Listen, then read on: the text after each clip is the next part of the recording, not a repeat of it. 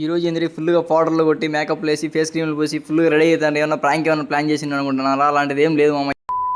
ఇంక ఈరోజు మధ్యాహ్నం మాకు ల్యాబ్ ఎగ్జామ్ ఉందంటే ఇంకా మేమైతే మధ్యాహ్నం కాలేజ్కి అయితే బయలుదేరినాము. ఇంకా కాలేజ్కి వెళ్ళంగానే మాకు గుండెగాడికి ఫోన్ చేసి స్లిప్పులు పెట్టుకోరు ఎగ్జామ్ ఉంది అని చెప్పినాను.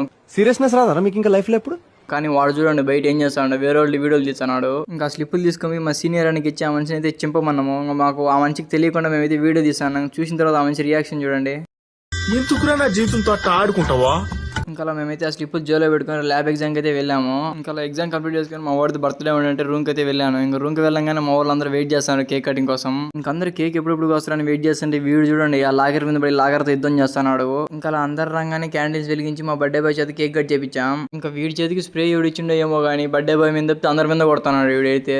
ఇంకా వీడైతే కేక్ ఎక్కడ కింద పడుతుందో అనేసి బర్త్డే బాయ్ చేతి నుంచి కేక్ అయితే లాక్కొని పక్కన తింటున్నాడు. ఇంకా అలా ఒకరి తర్వాత ఒకరు అందరం వెళ్ళేసి మా బర్త్డే బాయ్కి అయితే కేక్ అయితే పెట్టేశాం. ఇంకా మా బర్త్డే బాయ్ కేక్ పెట్టిన తర్వాత కొద్దిగా మిగిలి ఉంది. ఇంకా కేక్ అంతా వీడికైతే పూసేసినాం. పాపం బర్త్డే ఒకటి బలైంది ఒకడు.